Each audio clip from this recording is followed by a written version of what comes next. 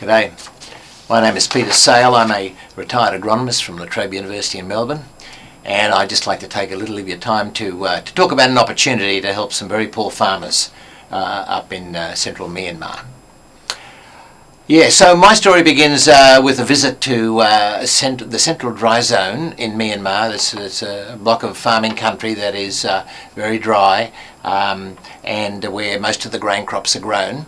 And I visited a range of soils, and I was taken to this site near Thangtha in the western part of the zone, and I was met up with the farmer, and his name was Mint Than. He's the man in the foreground.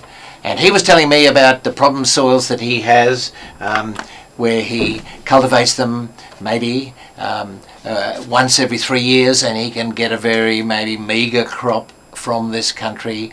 The trouble is that most of the water runs off the soil, doesn't go down, and he just has very, very disappointing results, and obviously has a very poor existence. He said to me at the time, he said, "Look, I've been waiting 25 years for someone to come along and help me improve my soils." And I thought at the time that it would be great if we could come up with some system to overcome the limitations in these soils and enable him to grow regular crops and have a good livelihood, as the good farmers do in this zone. Now, 3 years later, in 2018, I visited this country in Wundwin Township District, to the eastern part of the dry zone. Now, this looks pretty useful country. It's flat, it's arable, it's in very good rainfall zone, 750 millimetres of monsoon rain from May to November, but it's designated as wasteland soil.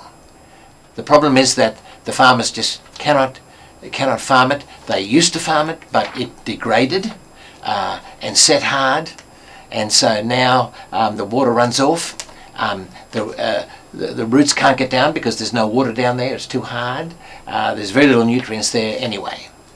So look, we put a lot of thought into this wasteland country, and we talked to a lot of folk. We talked to the government officials and the farmers and consultants.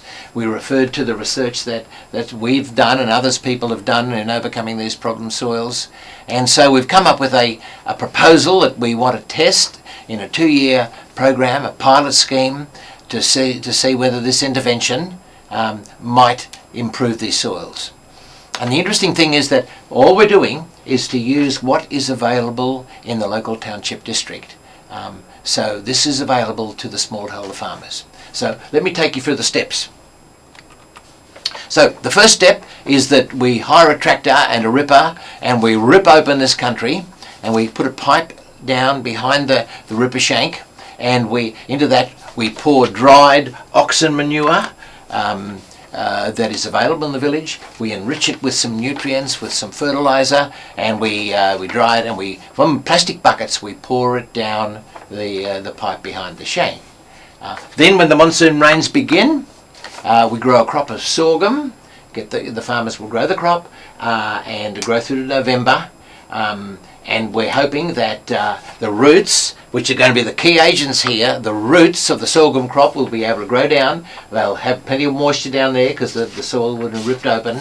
They'll be able to feed off the nutrients from the manure band, and we're just hoping that those vigorous roots are going to open up this tight soil and add a lot of organic matter, and which is very much lacking, and hopefully that will transform the soil back into productivity. We plan to run this over a 2-year period at 2 sites if we can get the funding to do it at Wundwin and at Thangtha.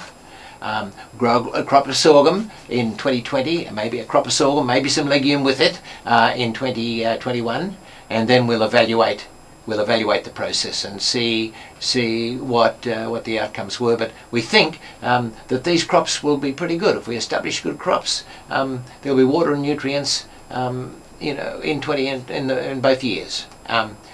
So look, thank you for that. We just need support. We need support to get the second site running, and if we can do that and transform these wasteland soils, we'll help these farmers really improve their livelihoods.